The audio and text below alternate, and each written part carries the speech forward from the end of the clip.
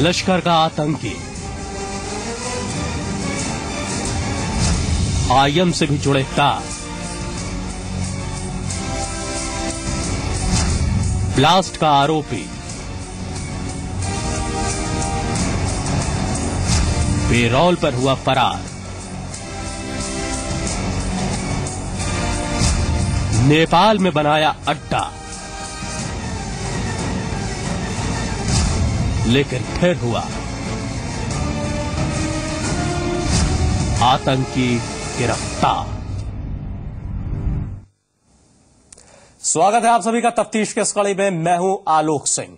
इरफान अली लश्कर का ये वो आतंकी है जिसने हिंदुस्तान को दहलाने की साजिश रची, देश की जमीन को लोगों के लहू से लाल करने की कोशिश की। ये वो आतंकी है जो लश्कर के साथ साथ आतंकी संगठन इंडियन मुजाहिदीन में भी शामिल रहा। 1993 में इरफान अली ने अपने साथियों के साथ मिलकर कानपुर में राजधानी एक्सप्रेस में बम धमाका किया था। उसकी गिरफ्तारी भी हुई थी, लेकिन पेरोल पर उसकी रिहाई हुई और जो उसकी फरारी में मददगार साबित हुई। दिल्ली पुलिस ने लश्कर के आतंकी इरफान अली को यूपी के बहराइच से गिरफ्तार किया है। इस आतंकी को इंडो नेपाल बॉर्डर से दिल्ली पुलिस की स्पेशल सेल ने गिरफ्तार किया। इरफान नेपाल की जेल में बंद था, लेकिन माना जा रहा है कि वहां आए भूकंप के बाद वो वहां से भाग निकला।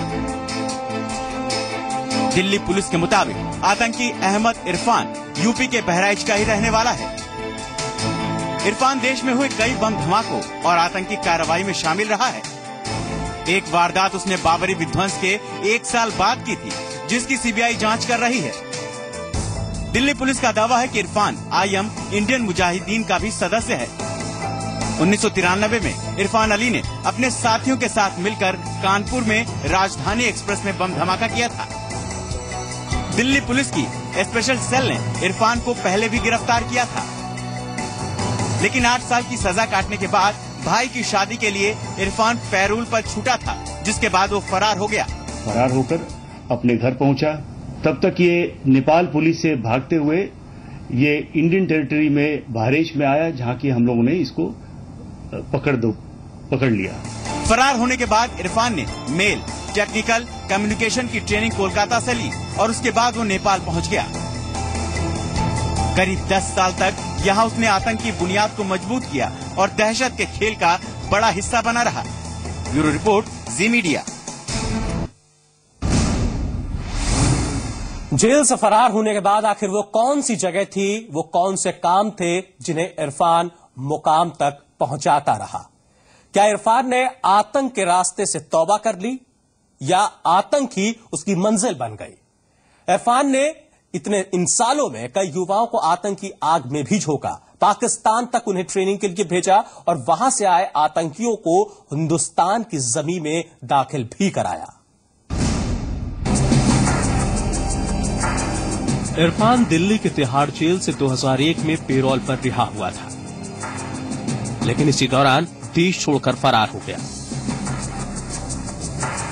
मामले की जांच में क्राइम ब्रांच को कई अहम जानकारियां मिली, जिनके मुताबिक इरफान लश्कर के आतंकी आसिफ रजा खान के संपर्क में आ गया था। आसिफ रजा खान ने ही इरफान को कलकत्ता में मेल और कम्युनिकेशन की टेक्निकल ट्रेनिंग दी थी। इसके बाद इरफान ने सीधे नेपाल का रुख किया और अपना ठिकाना बनाया काठमांडू में। इरफान ने यहां एक साइबर कैफे खोला जो सिर्फ दिखावे के लिए था, लेकिन उसका असली काम था यहां के नौजवानों को बहकाकर आतंक की ट्रेनिंग के लिए पाकिस्तान भेजने का और वहां से आतंकी बनकर लौटे युवकों को भारत की जमीन में दाखिल कराने की, ताकि यहां आतंकी वारदातों को अंजाम दिया जा सके। इस बीच वेस्टर्न यूनियन के जरिए वो पैसों को इधर से उधर भेजने का काम करता था। इरफान अली ही वो शख्स है जिसने मोहम्मद अली चीपा, फिरोज अली घासवाला और अबू हमजा को भारत की सीमा में दाखिल कराया था। इस बीच इरफान ने अपने परिवार को भी यहां बुला लिया। उसके जुर्म का काला कारोबार अपने शबाब पर था और आतंक की बुनियाद को वो और मजबूत करने में लगा था। लेकिन साल 2010 आते आते वो एक बार फिर कानून के शिकंजे में आ गया। इस बार नेपाल पुलिस ने उसे गिरफ्तार किया। इरफान पर जाली पासपोर्ट बनाने का इल्जाम लगा और उसे 5 साल की सजा हुई। जुलाई 2015 में इरफान की ये सजा खत्म होने वाली थी, लेकिन उससे पहले ही नेपाल में आए भूकंप में सब तबाह हो गया। इमारतें मलबों में बदल गईं और हालात काबू से बाहर हो गए। इसी बीच इरफान को जेल से भागने का मौका मिला और वो सीधे पहुंचा बहराइच, जहां का वो रहने वाला है। लेकिन यहां पुलिस को इसके मूवमेंट की जानकारी मिली और उसके बाद इसे एक बार फिर गिरफ्तार कर लिया गया। 8 साल की सजा काटने के बाद इरफान पेरोल पर छूटकर फरार हुआ था। अब इस मामले में उसका फिर से ट्रायल शुरू होगा और उसके नसीब में आएगी जेल की काली कोठरी, क्योंकि आतंक का यही अंजाम है। ब्यूरो रिपोर्ट, जी मीडिया। और अब बात खौफनाक कत्ल की। 19 सालों तक चला शादी का बंधन जब टूटा तो खौफनाक कत्ल ने सबको दहला कर रख दिया। 2 दुधमुहे बच्चे मां बाप की लाशों के पास बहते खून में सने सिर्फ एक सवाल पूछते हैं कि उनका क्या कसूर था। बुलंदशहर के औरंगाबाद से डबल मर्डर की सन्न कर देने वाली यह खबर देखिए। बुलंदशहर के औरंगाबाद से सामने आई डबल मर्डर की वारदात ने सबको सन्न कर दिया। यहां रात की खामोशी को जब सुबह ने तोड़ा तो एक घर से सामने आई वारदात सबको दहला गई। यहां किराए के मकान में रहने वाले तांत्रिक चांद और उनकी पत्नी शमा का बेरहमी से कत्ल कर दिया गया था। वारदात का खुलासा तब हुआ जब सुबह दूधिया दूध देने पहुंचा। उसने देखा कि आंगन में शमा का शव पड़ा है और उसके बहते खून के पास ही उसके दोनों दुधमुहे बच्चे रो रहे हैं। अंदर के कमरे में चांद का भी शव मिला। दोनों शवों के हाथ बंधे थे और दोनों की हत्या सिर में गोली मारकर की गई थी। हत्या के बाद शवों को तेजाब से जलाने की भी कोशिश की गई थी। मौके पर पहुंची पुलिस ने जब जांच शुरू की तो मृतक चांद की मां ने हत्या का आरोप मृतक चांद की पहली पत्नी सितारा पर लगाया, जो अपने और चांद के 4 बच्चों के साथ दिल्ली में रहती है। करीब 4 साल पहले चांद ने अपनी पहली पत्नी सितारा से अलग होकर दूसरी शादी की थी, जिसके बाद से ही चांद और उसकी पहली पत्नी के बीच विवाद चल रहा था। ये थाना औरंगाबाद के भावसी रोड पे सैनी नगर में पति पत्नी की हत्या हुई है और अभी छानबीन से पता लगा है कि ये लोग बाहर के रहने वाले हैं। पति मेरठ का है और पत्नी इसकी सहारनपुर की है। पहले भी यहाँ किराएदार के रूप में रहे हैं और इनकी पत्नी भी पहले कोई दूसरी थी। सारे जो भी बिंदु है उस पर जांच कर रहे हैं। बहुत जल्दी इस घटना का खुलासा होगा। माँ बाप की हत्या दोनों बच्चों के सामने की गई, लेकिन ये बच्चे इतने छोटे हैं कि ये बोल नहीं सकते और ना ही ये समझ सकते हैं कि आखिर इनके माँ बाप के साथ क्या हुआ। वहीं अब पुलिस के ऊपर पूरा दारोमदार है उन कातिलों को सलाखों के पीछे पहुंचाने का, जिन्होंने इन बच्चों के सिर से उनके माँ बाप का साया छीन लिया। अमित शर्मा, बुलंदशहर, जी मीडिया। खबर लखनऊ से है। लखनऊ के केसरबाग में रतन स्क्वायर बिल्डिंग की 5वीं मंजिल से एक छात्रा ने छलांग लगा दी। छात्रा को अस्पताल में भर्ती कराया गया है, जहां गंभीर हालत में उसे देखते हुए ट्रॉमा सेंटर में भर्ती करा दिया गया। बताया जा रहा है कि लड़की आलमबाग की रहने वाली है और उसका नाम मोना वर्मा है। फिलहाल लड़की ने सुसाइड की कोशिश क्यों की, इसका पता अब तक नहीं लग पाया है। वहीं पुलिस मामले की जांच में जुट गई है। रतन स्क्वायर से ये अनुरोध मिश्रा वहाँ के मेंटेनेंस मैनेजर हैं, उनके द्वारा क्या कहते हैं एक छात्रा को, लड़की को सिविल हॉस्पिटल में एडमिट कराया गया और इस बीच पुलिस को भी सूचना प्राप्त हुई तो पुलिस भी यहाँ पे आई। हमारे एसओ साहब सब लोग यहाँ पे हैं, तो अब इसकी जांच की जा रही है इसमें क्या मैटर है। उनका कहना है अनुरोध मिश्रा जी का, जो वहाँ के मेंटेनेंस मैनेजर है, कि साहब यहाँ वहाँ पर गिरी हुई इनको मिली और अब इसको अंडर ट्रीटमेंट सिविल हॉस्पिटल और यहाँ से ट्रामा सेंटर के लिए शिफ्ट किया गया। इनका नाम मोना वर्मा है, आलमबाग के आसपास की कहीं के रहने वाले हैं। अब इनके पारिवारिक सदस्य आ गए हैं, बच्चों का भी इलाज चल रहा है। और अब बात आईपीएल में सट्टेबाजी की। आईपीएल मैचों में हो रही सट्टेबाजी के सिलसिले में ईडी ने कल कई जगहों पर छापेमारी की थी। इस छापेमारी में मिली एक ऐसी डायरी जिससे सट्टेबाज, बॉलीवुड मॉडल्स और अंडरवर्ल्ड के नेक्सस का एक बड़ा खुलासा हुआ है। क्रिकेट सट्टे पर 5,000 करोड़ रुपए का दांव। दुबई, पाकिस्तान, और लंदन में सटोरिये की 60 गांठ। ईडी की हिरासत में आए सटोरिये मैच फिक्सिंग में शामिल। इस आलीशान गाड़ी के साथ में खड़ा इंसान 500 करोड़ रुपए का सट्टा लगाने वाला टॉमी पटेल है। बेहतरीन लाइफस्टाइल के शौकीन टॉमी पटेल की खास बात यह है कि वो गुजरात की ऊंझा नगरपालिका में कॉरपोरेटर हैं और बाजार समिति के मैनेजिंग कमेटी में हैं। लेकिन सबसे खास काम क्रिकेट पर सट्टा लगाना। इनके साथ हैं किरण माला, जो इनके साथ साथ ही सट्टे के कारोबार से जुड़ा है। ये दोनों उस समय नजर में आए जब मार्च महीने में विश्व कप में भारत और बांग्लादेश के बीच क्वार्टर फाइनल मैच के दौरान सट्टा लग रहा था। वडोदरा में प्रवर्तन निदेशालय ने इन्हें हिरासत में लिया।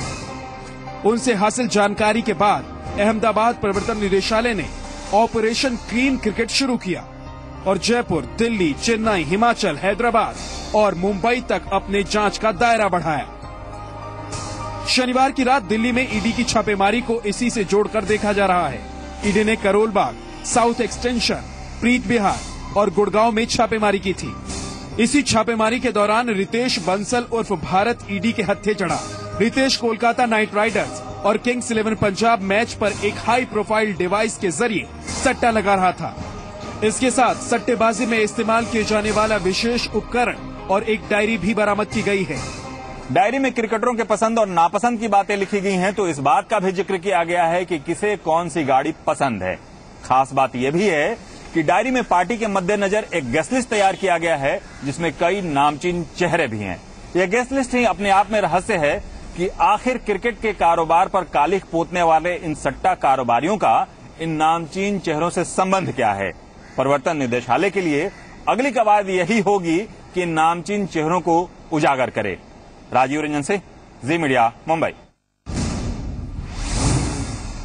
घूस नहीं तो ईंट से हमला, कुछ ऐसी है दिल्ली पुलिस। एक महिला ने जब दिल्ली ट्रैफिक पुलिस के एक हेड कांस्टेबल को 200 रुपए की घूस देने से इनकार किया तो उसने महिला पर ईंटों से हमला कर दिया। हालांकि इस मामले में आरोपी सिपाही को सस्पेंड कर गिरफ्तार कर लिया गया है।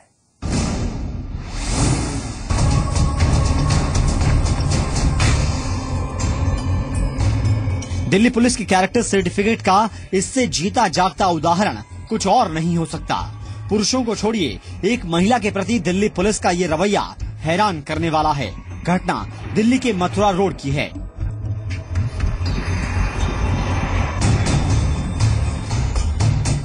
पीड़ित महिला के माने तो वो स्कूटी पर अपनी बच्ची के साथ पेरेंट्स टीचर मीटिंग के बाद घर लौट रही थी। इसी दौरान ट्रैफिक पुलिस के हेड कांस्टेबल सतीश चंद्र ने उसे रोका और ड्राइविंग लाइसेंस समेत दूसरे कागजात दिखाने को कहा। महिला के मुताबिक सतीश चंद्र ने रेड लाइट जंप करने के आरोप में 200 रुपए का चालान भी काटा, लेकिन रसीद नहीं दी। जब महिला ने रसीद की मांग की तो वो कहा सुनी पर उतर आया और उसके ऊपर ईंट से हमला कर दिया। पहले उसने लात से मेरे पीछे की हेडलाइट तोड़ी, उसके बाद उसने ईंट उठाई, मेरी स्कूटी में मार दी, तोड़ दिया उसको। फिर मैंने उठाया कि मैं भी, तूने मुझे बेफालतू के क्यों ऐसे किया, मेरी स्कूटी तोड़ दी। मैंने इतने में उठाया, उसने ईंट उठाई, फिर उसने ईंट से मारा और मेरे हाथ में भी इधर चोट आई है और बैक पे भी उसने मुझे मारा। ये तो अच्छा था कि ईंट महिला के पीठ पर लगी। अगर यही ईंट महिला के सिर पर लगती तो हो सकता है कि वो गंभीर रूप से घायल हो जाती। जिस वक्त पुलिस वाले ने महिला पर ईंट से हमला किया, उसकी बच्ची भी वहीं पीछे स्कूल की यूनिफॉर्म में खड़ी थी। पुलिस वाले ने ये भी नहीं सोचा कि इस घटना से उस बच्ची के दिमाग पर क्या असर होगा। घटना के सामने आने के बाद दिल्ली पुलिस ने खेद जताया। पहले हेड कांस्टेबल को सस्पेंड किया गया और बाद में उसे गिरफ्तार भी कर लिया गया। दिल्ली पुलिस के बिहाफ पर और अपने बिहाफ पर और हमारे हर पुलिसकर्मी के बिहाफ पर इसके लिए खेद प्रकट करता हूं। उस हेड कांस्टेबल को ऑलरेडी हमने सस्पेंड कर दिया है।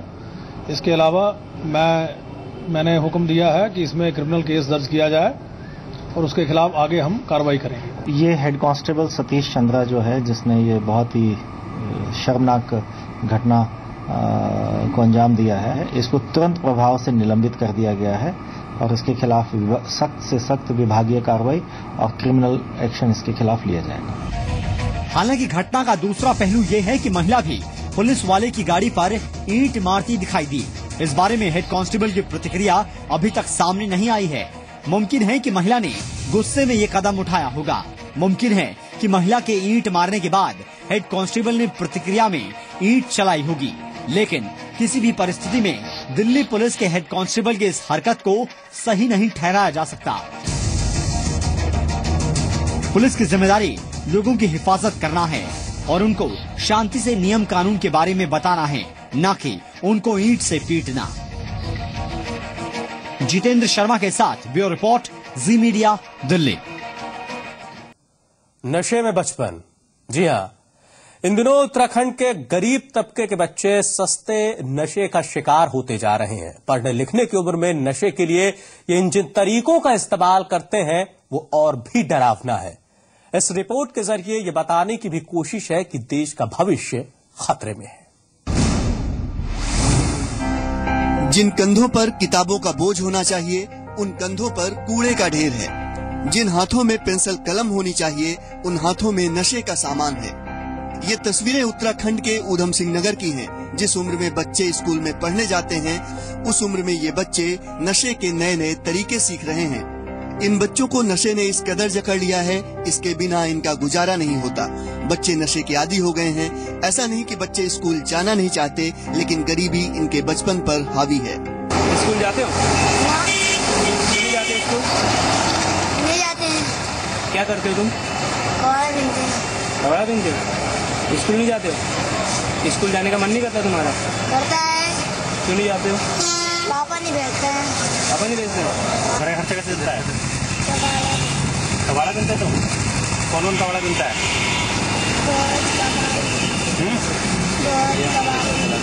अब इस बच्चे को देखिए कैसे ये क्विक फिक्स से सांस खींच खींच कर नशा कर रहा है।